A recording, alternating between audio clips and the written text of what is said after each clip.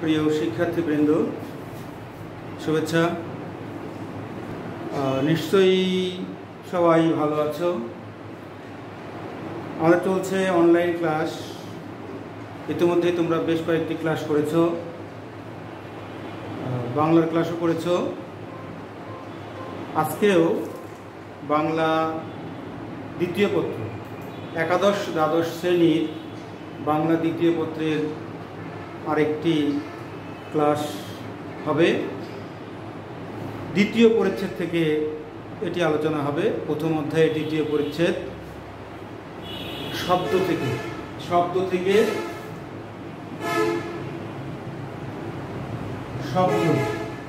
বাংলা দ্বিতীয় পত্রের শব্দ থেকে এটি হবে আজকে। আমরা জানি যে ভাষার প্রাণ শব্দ। যে ভাষায় যত শব্দ বেশি আছে সে ভাষা তত বেশি উন্নত এবং সমৃদ্ধ। আমাদের এই অধ্যায় থেকে প্রশ্ন আসতে পারে, শব্দ কাকে বলে, শব্দ গঠনের উপায়, শব্দ কাকে বলে, পাশাপাশি কিভাবে শব্দ গঠিত হয় বা শব্দ গঠনের নিয়ম, উপায়। যেভাবেই প্রশ্নটা আসুক না কেন, আমাদের যদি বিষয়টা সম্পর্কে জানা থাকে, বিষয়টা সম্পর্কে ধারণা থাকে, তাহলে আমরা উত্তরটা সহজেই লিখতে পারব। প্রথমে যেটা বললাম যে শব্দ হচ্ছে ভাষার প্রাণ, এবং যে ভাষায় যত বেশি শব্দ যুক্ত আছে সে ভাষা তত বেশি সমৃদ্ধ। আমরা জানি অর্থপূর্ণ ধ্বনি সমষ্টিকেই বলা হয় শব্দ। যদি অর্থ না থাকে সেটি কোনো শব্দ হবে না। আমরা অনেক শব্দই শুনি, কিন্তু আমাদের যে ব্যাকরণিক শব্দ সেটার একটি অর্থ থাকতে হবে।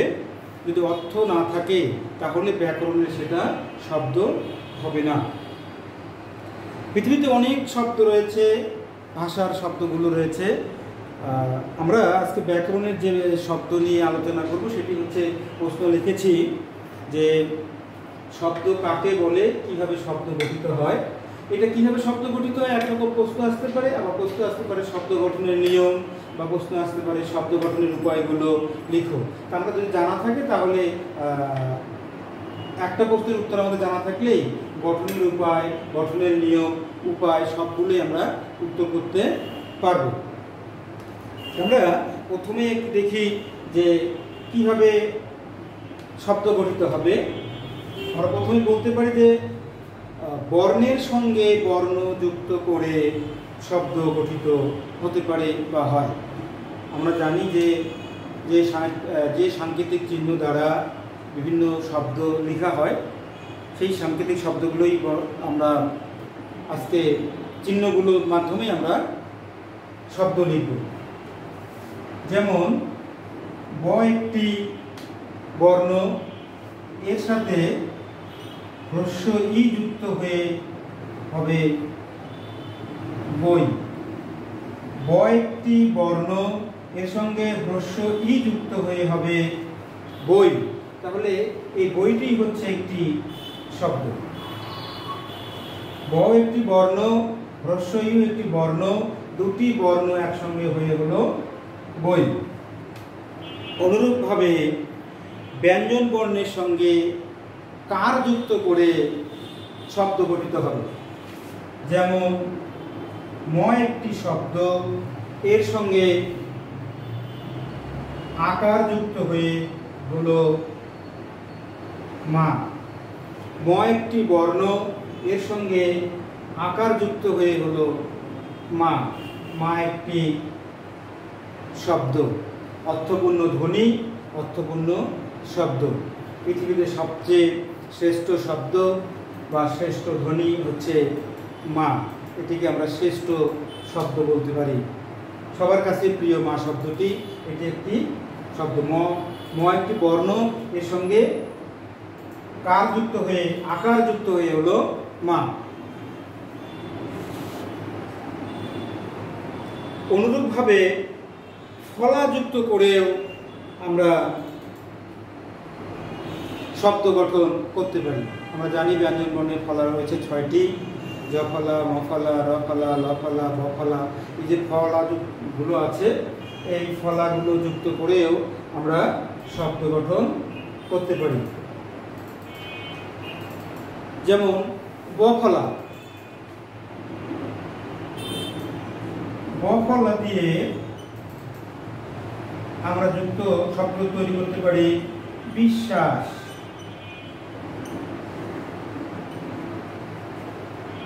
এই যে তালব্যস্বর সঙ্গে ব ফলা যুক্ত হয়ে শব্দটি হয়েছে বিশ্বাস। এবং এও বলতে পারি যে ব ফলাটি যুক্ত হওয়ার কারণে যে বর্ণটির সঙ্গে যুক্ত হয়েছে সেই শব্দটি দ্বিত্ব উচ্চারণ হয়েছে, অর্থাৎ দুবার উচ্চারণ হয়েছে। একটু দেখি, বিশ্বাস, বিশ্বাস। এই যে তালব্যস্ব, এর সঙ্গে ব ফলা যুক্ত হওয়ার কারণে আবারও স চলে এসে দ্বিত্ব উচ্চারণ হয়েছে। তাহলে আমরা বলতে পারি যে ব ফলা এখানে যুক্ত হয়ে মাঝে যদি কোনো বর্ণের সঙ্গে যুক্ত হয়, সেই বর্ণটি দ্বিত্ব উচ্চারিত হবে। একটি দেখতে গিয়ে আমরা আরেকটি জানতে পেলাম। আবার সন্ধির সাহায্যেও নতুন শব্দ গঠিত হয় বা হতে পারে। যেমন ইতি যোগ আদি সমান সমান ইত্যাদি। ইতি যোগ আদি, একেবারে শেষ থেকে শুরু পর্যন্ত আদি। এই দুটি শব্দ একখানে করলো। আমরা জানি সন্ধি শব্দের অর্থ মিলন। দুটি শব্দকে মিলন করে নতুন একটি শব্দ গঠন করেছে। তাহলে আমরা বলতে পারি যে সন্ধির মাধ্যমেও নতুন শব্দ গঠিত হয়। সন্ধি যোগে আমরা ইত্যাদি শব্দটা পেলাম। উপসর্গ যোগেও নতুন শব্দ গঠিত হয়, আমরা এটা জানি। তো উপসর্গ যোগেও শব্দ গঠিত হতে পারে। যেমন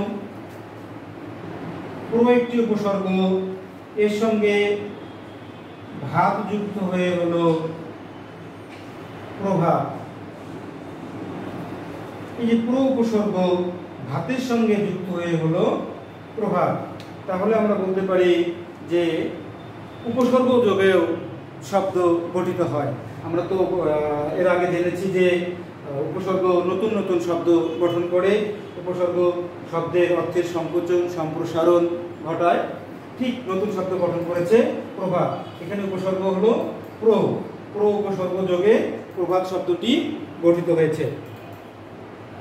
শব্দের শেষে প্রত্যয় যুক্ত করেও নতুন শব্দ গঠিত হয়। যেমন মিতা যোগ আলে মিতালি। মিতা একটি শব্দ, এর সঙ্গে আলি প্রত্যয় যুক্ত হয়ে হয়েছে মিতালি। তাহলে প্রত্যয় যোগেও নতুন শব্দ গঠিত হচ্ছে। এখান থেকে আমরা আরেকটা জিনিস শিখতে পেলাম যে প্রত্যয় যুক্ত হয় শব্দের পরে, উপসর্গ যুক্ত হয় শব্দের আগে। উপসর্গ যুক্ত হয় শব্দের আগে এবং প্রত্যয় যুক্ত হয় শব্দের পরে। তাহলে এক্ষেত্রে আমরা দেখলাম যে প্রত্যয় যোগেও শব্দ গঠিত হয়। সমাসের মাধ্যমেও শব্দ গঠিত হয়। যেমন মা ও বাবা সমান সমান মা বাবা। মা ও বাবা এটি একটি সমাস ব্যাস বাক্য। মা ও বাবা মিলে হয়ে গেল মা বাবা, এটি সমাস গঠিত শব্দ। তাহলে আমরা দেখছি যে সমাসের মাধ্যমেও শব্দ গঠিত হয়, বিভিন্ন উপায়ে শব্দ গঠিত হচ্ছে। মা ও বাবা এটি হচ্ছে সমাসের মাধ্যমে গঠিত শব্দ। একই শব্দ দুইবার ব্যবহার করেও নতুন শব্দ গঠিত হতে পারে। যেমন ধামা একটি শব্দ, ধামা ধামা একই শব্দ দুইবার ব্যবহার করেও নতুন শব্দ গঠিত হয়। যেমন ধামা ধামা, ধামা ধামা ধান, ধামা ধামা ধান। একই শব্দ দুইবার ব্যবহার করেও নতুন শব্দ গঠিত হতে পারে। একই শব্দ, এটাকে আবার দ্বিরুক্ত শব্দ আমরা বলে থাকি, অর্থাৎ একই শব্দ যদি দুইবার ব্যবহৃত হয় সেটাকে আমরা বলছি দ্বিরুক্ত শব্দ, অর্থাৎ দুইবার উক্ত হয়েছে যা, সেটা হচ্ছে দ্বিরুক্ত শব্দ।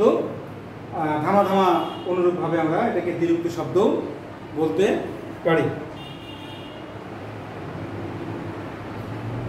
এরকম তাহলে কয়টি উপায় আমরা দেখলাম আপাতত, যে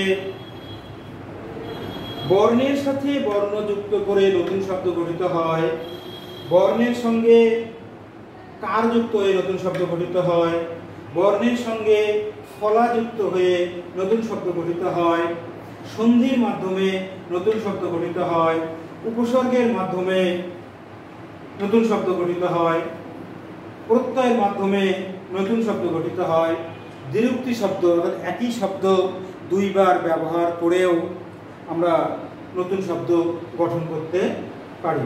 এরকম উদাহরণ অনেক দেওয়া যেতে পারে, এটি শুধু বোঝার জন্য বা জানার জন্য এটি আমরা উল্লেখ করেছি।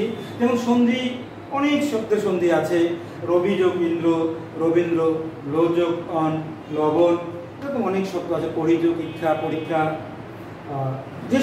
যেটাই আমরা ব্যবহার করি না কেন হবে, আমরা শুধু নিয়মটা আমাদের জানা থাকতে হবে যে সন্ধির মাধ্যমেও শব্দ গঠিত হয়। অনুরূপভাবে আমরা দেখলাম যে সমাসের মাধ্যমেও শব্দ গঠিত হয়েছে, উপসর্গের মাধ্যমে হয়েছে, প্রত্যয়ের মাধ্যমে হয়েছে। একই শব্দ দুইবার ব্যবহার করে অতিরিক্ত শব্দ যোগেও শব্দ গঠিত হয়েছে। তাহলে যদি প্রশ্নটা এইভাবে আসে যে শব্দ কাকে বলে, আমরা উত্তরটা লিখতে পারবো এখানে সুন্দরভাবে, যে অর্থপূর্ণ ধ্বনি সমষ্টিকেই বলা হয় শব্দ। যদি অর্থ না থাকে সেটা কোনোদিন শব্দ হবে না, অর্থ না থাকলে সেটা শব্দ হবে না। অনেক শব্দই আছে যেগুলোর কোনো অর্থ নাই, সেগুলো শব্দ হবে না ব্যাকরণে। এই জন্য যে শব্দটাই আমরা বলি না কেন বা উদাহরণ দিই না কেন, সেটার একটা অর্থ থাকতে হবে। কীভাবে শব্দ গঠিত হয় আমরা এখন এখান থেকে আজকে আমরা দেখলাম 1 2 3 4 5 6 7 8, যদি 8টা আমরা দিতে পারি ভালো, এর মধ্যে যদি 6টাও দিই তবুও হবে। আমরা জানি যে এখানে 5 নম্বরের অ্যান্সার এটা, যদি আমরা 5টা দিই তবুও হবে। জানা আছে, যেহেতু জানা থাকলে আমরা দিয়ে থাকবো, কিন্তু যতটা প্র্যাকটিস আমরা করব ততটাই আমাদের জন্য এগিয়ে যাবে। এই গেল একটা প্রশ্ন, শব্দ কাকে বলে, কিভাবে শব্দ গঠিত হয় বা শব্দ গঠনের নিয়ম। এই একটা প্রশ্ন। এই শব্দ থেকে আমাদের আরো প্রশ্ন আসতে পারে যে শব্দ কাকে বলে, উৎস বা উৎপত্তি অনুসারে বাংলা ভাষার শব্দাবলীকে কত ভাগে ভাগ করা যায়। প্রশ্নটা আমি লিখি যে শব্দ কাকে বলে, এটা থাকবেই। দ্বিতীয় প্রশ্ন, প্রথম প্রশ্ন আমাদের এটা হয়ে গেল, এখন দ্বিতীয় প্রশ্ন, শব্দ কাকে বলে, উৎপত্তি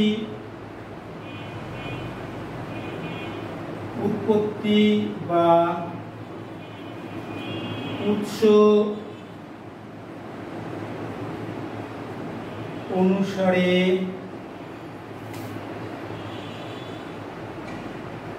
বাংলা ভাষার শব্দাবলীকে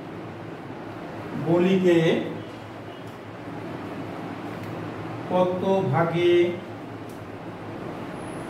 ভাগ করা যায় ও কি কি? এরকম একটা প্রশ্ন আসতে পারে যে শব্দ কাকে বলে? শব্দ কাকে বলে?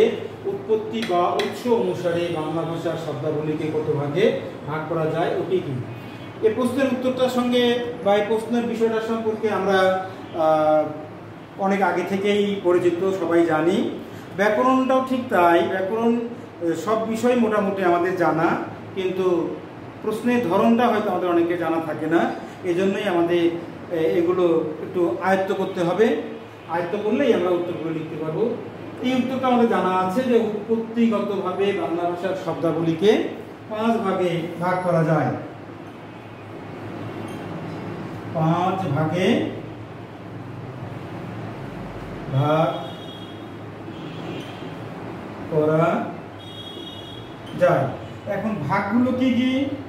ভাগ হচ্ছে তৎসম,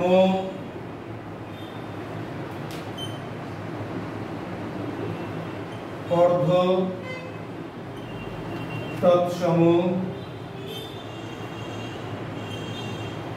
তদ্ভব,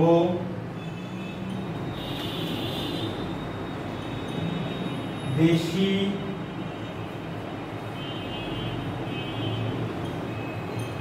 বিদেশি।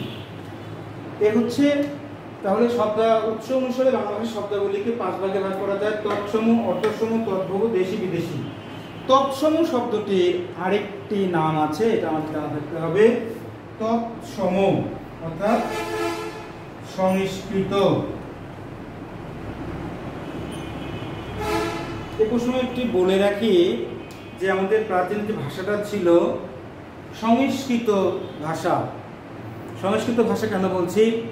সংস্কৃত জনের যে ভাষা, সংস্কৃত মানুষের যে ভাষা, সেটাই হচ্ছে সংস্কৃত ভাষা। এই সংস্কৃত ভাষাটা ছিল বর্তমান ভাষার চাইতে তুলনামূলক কঠিন। সেটাই কালানুক্রমে বা ধীরে ধীরে পরিবর্তন হতে হতে অনেক শব্দ আমাদের বাংলা ভাষায় এসেছে। যেমন আমি একটা শব্দ নিয়ে যদি বলি যে লাউ, যেটাকে অনেকে গ্রামে বলে থাকে কদু। লাউ শব্দটি সংস্কৃত ভাষায় ছিল আলাবু। আলাবু, এখান থেকে চলে আসলো লাবু, তারপরে চলে আসলো লাউ। অনুরূপভাবে ফতিকা, খইয়া,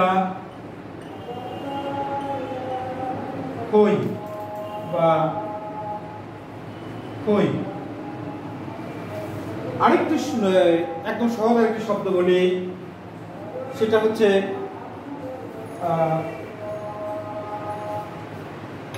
হস্ত।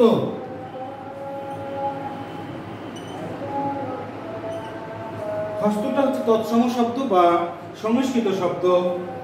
হস্ত থেকে পরিবর্তন হয়ে আসলো হস্ত।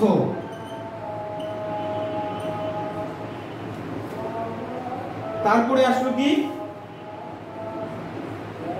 হাত। আমার মনে হয় বুঝাতে পেরেছি যে প্রথমে কি ছিল? সংস্কৃত শব্দ ছিল হস্ত, তারপরে হলো হস্ত, তারপরে হলো হাত। তাহলে তৎসম শব্দ কাকে বলে? আমরা বলবো যে সকল শব্দ কোনো প্রকার পরিবর্তন ছাড়াই সরাসরি বাংলা ভাষায় এসে প্রবেশ করেছে তাকে আমরা বলবো তৎসম বা সংস্কৃত শব্দ। তারপরে আসলো অর্ধ তৎসম। অর্ধ মানে আমরা জানি অর্ধেক। তাহলে অর্ধেক কি বলবো? অর্ধেক পরিবর্তন। অর্ধ তৎসম মানে অর্ধেক তার সমান। অর্ধেক কার সমান? এই যে আমরা সংস্কৃত বলছি, অর্ধেক সংস্কৃতের সমান। অর্থাৎ যে শব্দগুলো অর্ধেক পরিবর্তন হয়ে বাংলা ভাষায় এসছে সেগুলোকে আমরা বলবো অর্ধ তৎসম শব্দ। তদ্ভব, তাহা হইতে উদ্ভব। কাহা হইতে? এই যে সংস্কৃত, তাহলে আমরা বলতে পারি যে সকল শব্দ পুরোপুরি পরিবর্তন হয়ে বাংলা ভাষায় প্রবেশ করেছে সেগুলোই হচ্ছে তদ্ভব শব্দ। যেমন হস্ত থেকে পুরোপুরি পরিবর্তন হয়ে এসছে হাত, হাতটা হচ্ছে তদ্ভব শব্দ। দেশি শব্দ, আমরা জানি আমাদের এই দেশে বিভিন্ন জাতিগোষ্ঠীর বসবাস ছিল, কোল, চামুন্ডা, মুন্ডা, যে এরা মানে আমাদের আদি শব্দ, প্রাচীন শব্দ যেগুলো, সেগুলোকে আমরা বলছি দেশি শব্দ। যেমন কুলা, চাঙারি, ঢেকি, এগুলো হচ্ছে দেশি শব্দ এবং এগুলো আমাদের অহংকার, আমাদের ঐতিহ্য। আমাদের এই দেশে যে মাটির সাথে যাদের প্রাচীন কাল থেকে সম্পর্ক, আমাদের এই আদি মানুষগুলো, প্রাচীন মানুষগুলো যে ভাষায় কথা বলতো সেটা হচ্ছে দেশি। এখান থেকেও কিছু শব্দ আমরা এখনো আমাদের ভাষায় রেখেছি।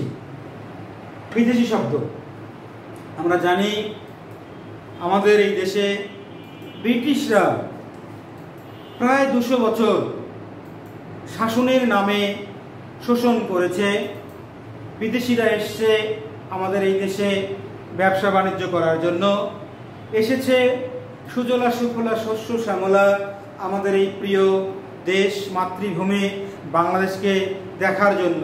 তারা এসেছে, দীর্ঘদিন থেকেছে, তাদের কাছ থেকে আমরা যে ভাষাগুলো নিয়েছি, শব্দগুলো নিয়েছি, সেগুলোই হচ্ছে বিদেশি শব্দ। যেমন ইংরেজি, ফার্সি, আরবি, জাপানি, তুর্কি, চীনা, এগুলো হচ্ছে আমাদের বিদেশি শব্দ। এই ছিল আমার উৎপত্তি বা উৎস অনুসারে সংক্ষিপ্ত আলোচনা। তাহলে এই প্রশ্নটা কি হতে পারে আমাদের? শব্দ কাকে বলে? উৎপত্তি বা উৎস অনুসারে বাংলা ভাষার শব্দাবলীকে কত ভাগে ভাগ করা যায় ও কি কি? তাহলে আমরা বলতেই পারি শব্দ কাকে বলে? যে অর্থপূর্ণ ধ্বনি সমষ্টিকেই বলে শব্দ। উৎপত্তি বা উৎস অনুসারে বাংলা ভাষার শব্দাবলীকে কত ভাগে ভাগ করা যায়? উৎপত্তি বা উৎস অনুসারে বাংলা ভাষার শব্দাবলীকে 5 ভাগে ভাগ করা যায়। তৎসম, অর্ধতৎসম, তদ্ভব, দেশি, বিদেশি শব্দ। তদ্ভব শব্দের আমরা ব্যাখ্যায় বলবো যে সকল শব্দ সংস্কৃত ভাষা থেকে কোনো প্রকার পরিবর্তন ছাড়াই বাংলা ভাষায় প্রবেশ করেছে সেগুলো হচ্ছে তৎসম শব্দ। যেমন হস্ত। অর্ধতৎসম, যে সকল শব্দ সংস্কৃত শব্দ থেকে সামান্য পরিবর্তন হয়ে বাংলা ভাষায় প্রবেশ করেছে সেগুলোই হচ্ছে অর্ধতৎসম, অর্থাৎ অর্ধেক পরিবর্তন, সেটা হচ্ছে অর্ধতৎসম শব্দ। যেমন শ্রাদ্ধ। তদ্ভব, বললাম তাহা থেকে উদ্ভব, অর্থাৎ সংস্কৃত থেকে উদ্ভব। যে সকল শব্দ সংস্কৃত শব্দ থেকে পুরোপুরি পরিবর্তন হয়ে বাংলা ভাষায় এসছে সেগুলি হচ্ছে তদ্ভব শব্দ। যেমন হাত। দেশি শব্দ, আমাদের দেশে প্রাচীন আদিগোষ্ঠী যে ভাষায় কথা বলতো, যে শব্দ ব্যবহার করতো সেগুলি হচ্ছে দেশি শব্দ। যেমন কুলা, চাঙ্গারি ইত্যাদি। বিদেশি শব্দ, বললাম যে বিদেশিরা আমাদের এই দেশে ব্যবসা করার জন্য এসছে, শাসন করার জন্য এসছে, শোষণ করার জন্য এসছে, বেড়ানোর জন্য এসছে।